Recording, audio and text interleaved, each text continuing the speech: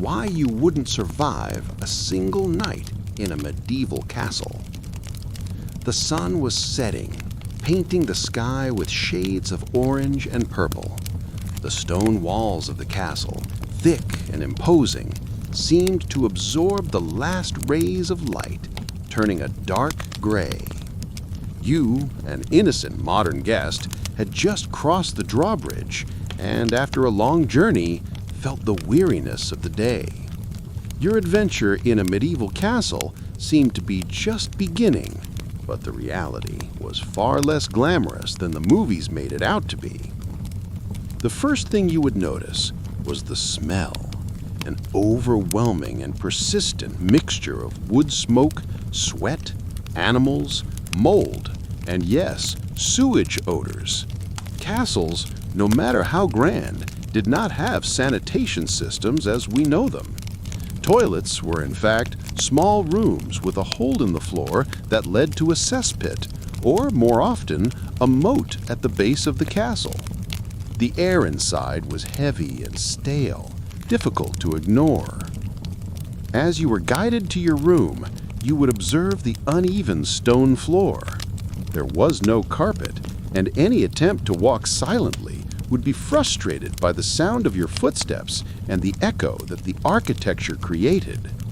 The walls, also of stone, were cold to the touch, and the dampness seemed to permeate everything. There were no light switches, and the only illumination came from a few flickering torches and candles, casting dancing, spooky shadows on the walls.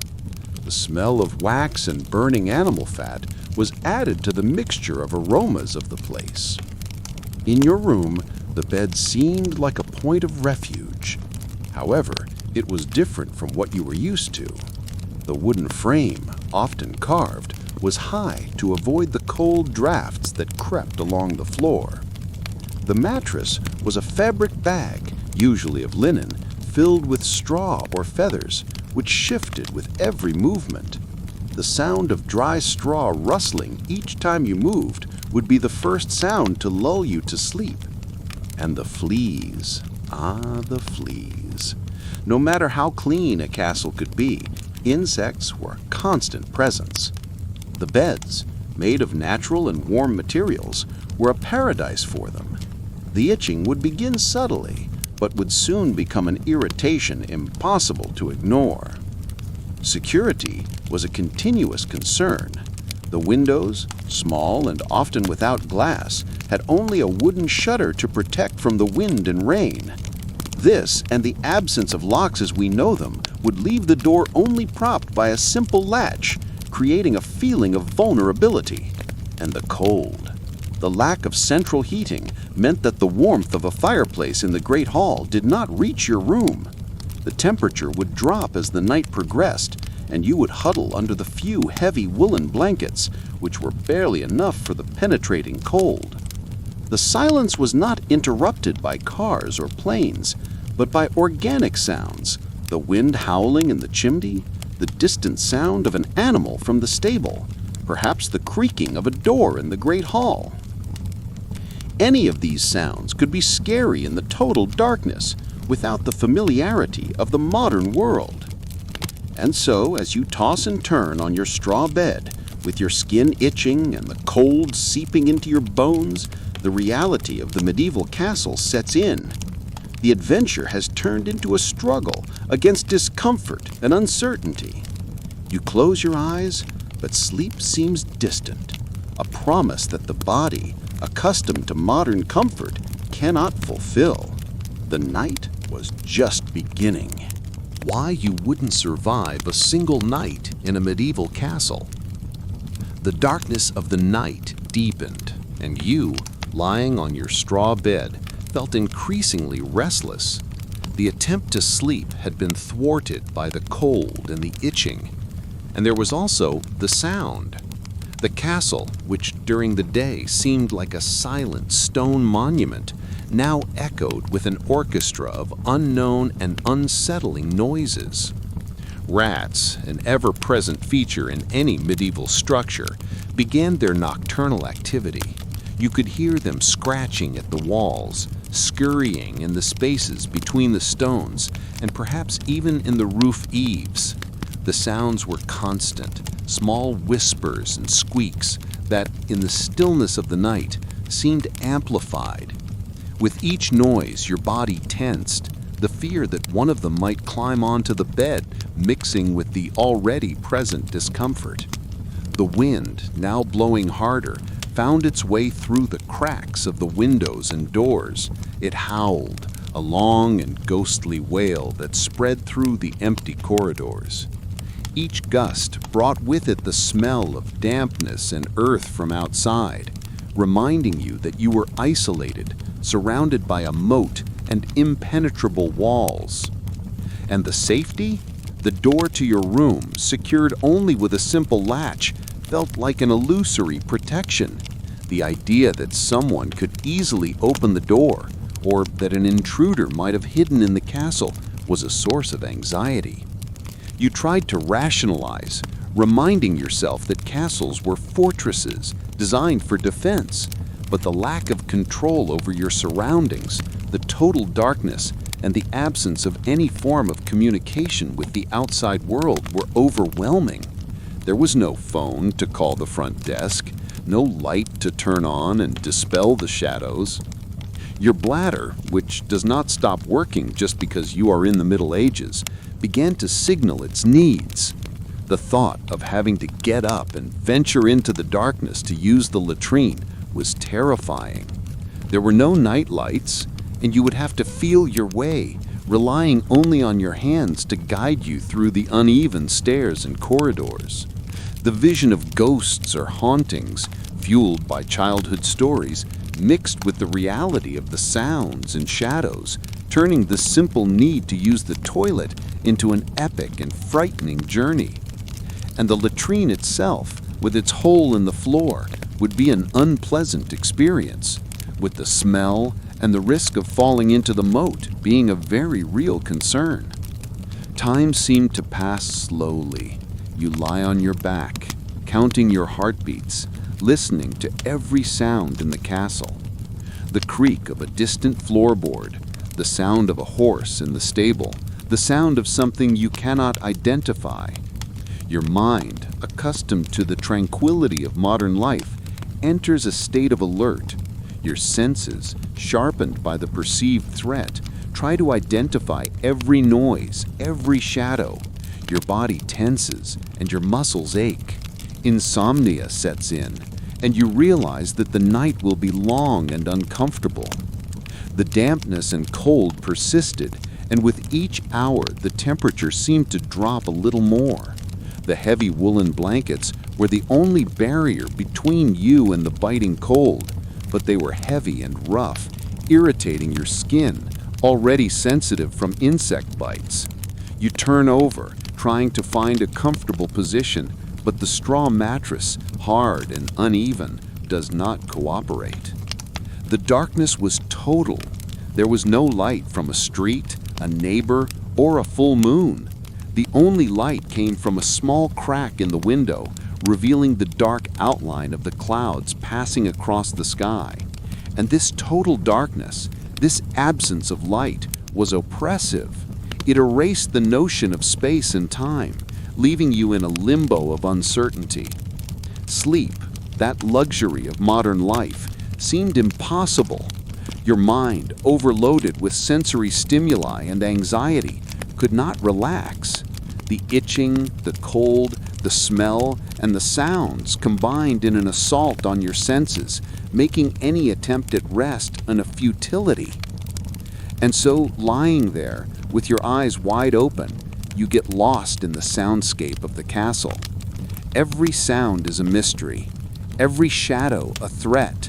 The night, far from being a period of rest, is a constant struggle against discomfort and fear. The castle, which during the day seemed like a symbol of strength and grandeur, has revealed itself to be a hostile place, where your survival for a single night seemed to be an insurmountable challenge. The clock, a modern concept, was absent. All you had was the deepening of the darkness and the slow, agonizing crawl of time. The sounds you had noticed earlier began to shift. The scurrying of the rats seemed to lessen, perhaps because their nocturnal foraging had moved to another part of the castle. But other sounds now took their place. From somewhere below, you could hear the soft, muffled stomping of a guard on his rounds. The sound was not a heavy boot on a wooden floor, but a quieter, more deliberate tread on uneven stone. The guards, in their woolen tunics and simple leather shoes, moved with a practiced rhythm. They were not there to comfort you, but to watch for threats from the outside. Their presence, while a sign of a sort of security, also served as a constant reminder that danger, real or perceived, was always a factor. You would hear their footsteps approach your door, pause for a moment, and then slowly fade away into the echoing labyrinth of the corridors. Your nose, now accustomed to the initial onslaught of odors, began to pick up on new ones. The smell of the dying embers in the hearths, a faint, acrid smoke that lingered in the air, the faint metallic scent of the chainmail and weapons stored in the nearby armory, and a particular musty smell that was a combination of old tapestries, damp stone, and centuries of unwashed humanity. It was the smell of the castle itself, a deep, pervasive odor that clung to everything and was impossible to escape. Your body, stiff from lying on the uncomfortable straw mattress, protested with small, persistent aches.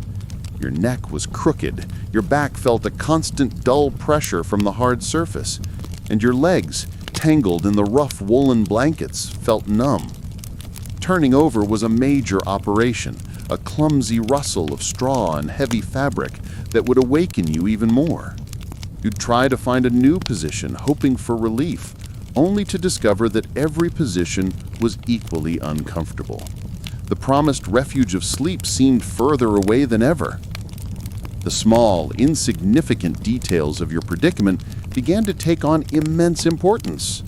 The lack of a pillow, a soft and forgiving place to rest your head, the scratchiness of the wool blankets against your skin, the single tiny opening of the window that offered no view, only a narrow sliver of the black sky and the occasional glimpse of a star. You started to notice the feel of the cold air on your face, a subtle draft that found its way through a crack in the wall, a constant, annoying reminder of the low temperature. You thought about the water you had been given before you retired. It was likely cold and unfiltered, possibly drawn from a well that was shared with animals and susceptible to whatever ran off the castle walls. The thought of drinking it now, in the middle of the night, was unappealing. You were thirsty, but the thought of the taste and the unknown purity of the water was enough to keep you from trying to reach for it in the total darkness. The silence of the castle, when it did fall, was not peaceful. It was a heavy, oppressive quiet, a vacuum of sound that made the ringing in your ears seem loud. This silence was punctuated only by the occasional grunt of a sleeping guard or the faraway whinny of a horse in its stable. The absence of noise was as unsettling as the presence of it. It made you feel isolated, alone, in a massive stone structure, a small and vulnerable creature in a world that was indifferent to your comfort.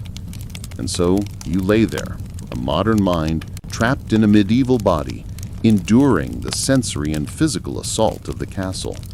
The hope of a good night's sleep was a distant memory. Instead, the night had become an exercise in endurance. You were not fighting dragons or defending against invaders. You were simply trying to survive the night, hour by long, uncomfortable hour. The feeling of helplessness and a profound sense of isolation were the only certainties as the night crept slowly toward a dawn that seemed impossibly far away. The night had reached its coldest point. It was that pre-dawn hour when the darkness felt most absolute and the temperature dropped to its lowest. You could feel the cold not just on your skin, but deep within your bones. It was a penetrating, unyielding cold that the heavy woolen blankets could no longer fully protect you from. You could almost see your breath in the still air of the room, a faint, wispy cloud that appeared and vanished with each breath. The stone walls, which had absorbed the day's warmth, were now radiating a profound cold, turning the entire room into a sort of stone refrigerator. The sounds of the night had once again changed. The occasional footsteps of the guards had become more regular. This was the changing of the guard, a new shift of men taking over the long, arduous watch. You could hear the muffled conversations, the quiet clinking of mail, and the soft, deliberate tread of new boots on the cold stone. It was a different rhythm than before, a sign that the night was progressing, but not yet over. The matter of personal hygiene, which you had been trying to ignore, was now a persistent thought. The concept of a modern toilet, with its clean water and efficient flushing, felt like an impossible luxury. You had been given a simple wooden chamber pot. Its presence in the corner of the room was a constant, low-level source of discomfort. The idea of using it and then having to endure its presence for the rest of the night was unappealing. You were a modern person, accustomed to cleanliness and privacy, and the crude reality of medieval hygiene was a source of profound, quiet revulsion. The lack of any way to wash or freshen up added to the feeling of being trapped in a less than ideal environment. The journey to the castle had been long and dusty, and now, lying here, you felt every bit of that grime. Your skin felt clammy and a bit sticky, and a faint film of sweat from the initial discomfort of the bed had now dried, leaving a strange, itchy residue.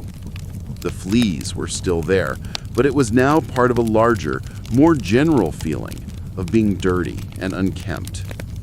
Your mind, now completely untethered by sleep, began to wander in a disorganized, fatigued way. You started to focus on tiny, inconsequential details. The way a small crack in the wall looked like a map of a tiny, forgotten country.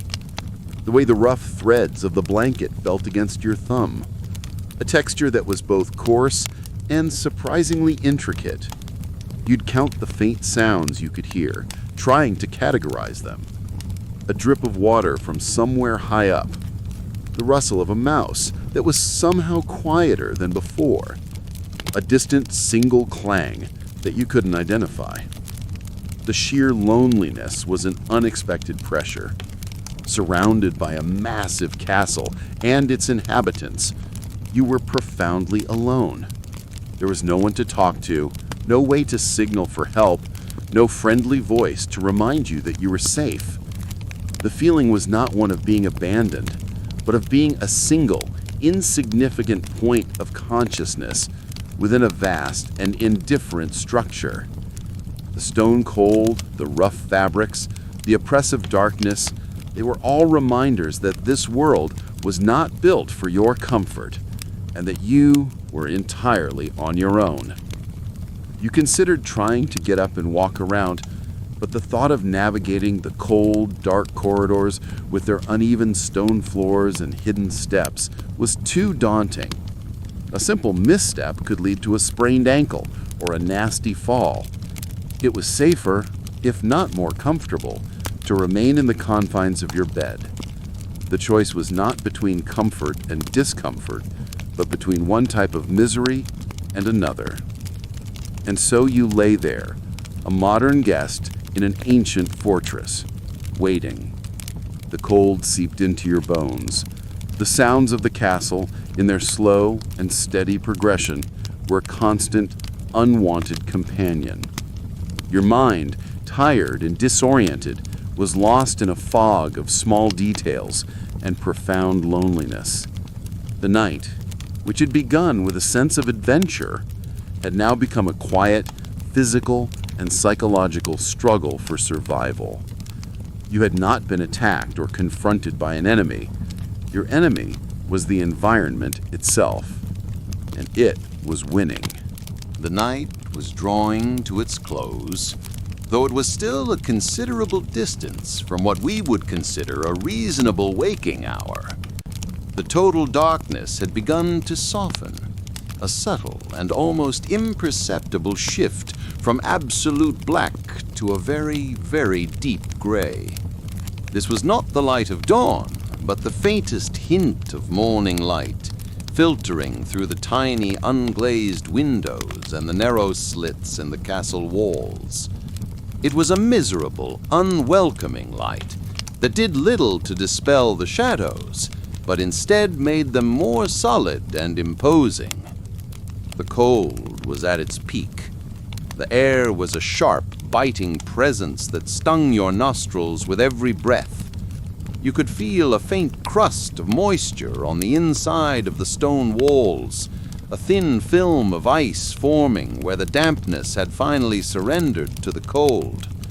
The blankets, which had been your only defense, now felt heavy and inadequate. You were cold to the very core, a deep, pervasive chill that had seeped past your clothes and into your bones. Your feet in particular felt like blocks of ice, and no amount of wiggling your toes could bring feeling back to them. The sounds of the castle, once again, had transformed. The scratching of the rats and the patrolling of the guards had ceased. They had been replaced by the quiet, purposeful stirrings of the castle's domestic life. You could hear the faint, muffled sounds of a fire being lit in a distant kitchen, the soft scrape of a flint and the crackle of kindling. Soon after, the dull thud of a heavy axe on wood and the rhythmic clatter of pots and pans. This wasn't the sound of an alarm clock. It was a slow, deliberate announcement that the long, cold process of starting the day was underway. The smell, too, had changed. The oppressive mixture of smoke and mold was now tinged with the faint, comforting aroma of wood smoke and something else, the smell of bread being prepared, a hint of yeast and flour that signaled the beginnings of breakfast. However, this small bit of familiarity was not enough to make the situation feel safe or comfortable. Instead, the smell made the reality of your predicament even more vivid. You were a guest in this harsh environment, and your very survival was dependent on the slow, meticulous, and entirely unmodern process of the day beginning. Your body, battered and bruised by the night's endurance, ached in every joint. The fatigue was a heavy blanket, thicker and more oppressive than the woolen one you were under. Your mind, no longer wandering, was now simply numb, a dull throb behind your eyes. The idea of getting up and facing the day was almost unthinkable. You had not slept at all. The entire night had been a torturous, uncomfortable vigil. The bed, once a symbol of rest, was now a monument to your misery. The straw had shifted and compressed, leaving you with a series of hard, unyielding lumps that dug into your back and hips. The itching from the fleas had become a constant low-level irritation, a physical manifestation of your complete lack of control over your surroundings. As the light continued to grow, a pale gray peeking through the gaps in the stone, you realized that you had not survived the night in any meaningful sense of the word. You had endured it, yes, but you were broken, exhausted, and profoundly miserable. You were not a heroic knight or a cunning spy. You were simply a modern person, accustomed to comfort and cleanliness, who had been stripped of every modern convenience and left to suffer the simple, grinding reality of medieval life. The night had not killed you with a sword or an arrow, but it had defeated you. It had broken your spirit and your body, and you realized that you wouldn't have lasted another night, let alone a month or a year. The quiet, persistent, and mundane realities of the medieval castle were far more deadly than any imagined enemy. You had survived the hours of darkness, but you had lost the battle for rest, comfort, and sanity. The sun would rise soon, but you were already defeated. The gray light had finally conquered the darkness. It was not a grand or glorious victory, but a slow, creeping, and thoroughly miserable one. The faint glow now filtering through the window revealed the full, unsparing truth of the room. The air, which had seemed empty in the darkness, was now thick with dust motes dancing in the meager light. The stone walls, once a source of comfort, appeared stained with dampness and streaked with soot from torches past. The floor, uneven and cold, was littered with bits of straw that had escaped your mattress. Everything looked a dull, lifeless gray. Your body, however, was the most telling testament to the night's events. The moment you tried to move, every joint protested with a loud, cracking stiffness. Your back ached in a way you never knew it could, a deep, persistent soreness that made straightening up a slow and agonizing process. Your muscles, tense from hours of sleepless discomfort, were now tight and knotted. The itching from the fleas had not subsided. It felt like 1,000 tiny needles pricking your skin, a constant reminder of your unwanted cohabitants. The call to morning was not a gentle one. The clanging of a bell, loud and jarring, echoed throughout the castle, a signal for everyone to rise. This was not a lazy weekend morning. It was the abrupt start of a long, arduous day. You could hear the muffled sounds of people stirring, the scraping of feet, and the murmur of distant voices. This noise, far from being a relief, felt like a rude awakening from the quiet misery you had become accustomed to. The next challenge presented itself in the form of the chamber pot. It sat in the corner, a stark and unpleasant reality. Its contents needed to be emptied, and you knew this task would neither be clean nor private. The idea of carrying it down a long, cold corridor, likely to a communal waste area or a designated chute, was a level of degradation you were wholly unprepared for. The lack of running water meant that even a simple hand wash was a luxury.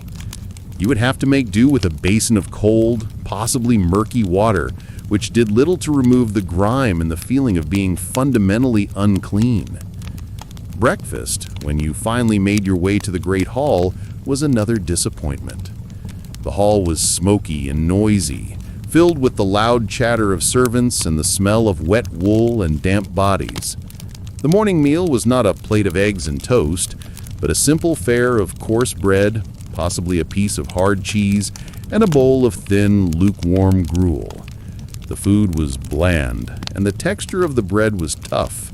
It was sustenance, nothing more, designed to give you just enough energy for a day of hard labor.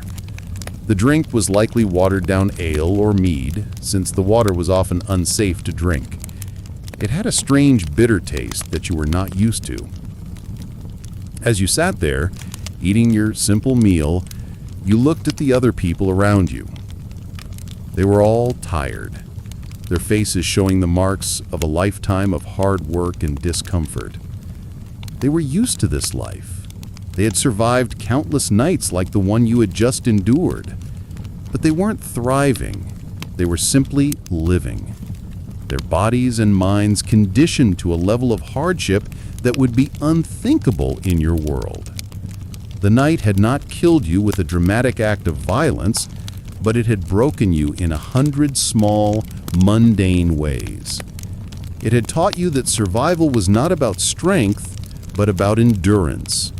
You were a modern person, accustomed to comfort, safety, and hygiene, and the medieval castle had stripped you of all of it. You had survived the hours of darkness, but you had lost the battle for rest, for comfort, and for the very concept of a good night's sleep. The sun was now fully in the sky, but you were already defeated.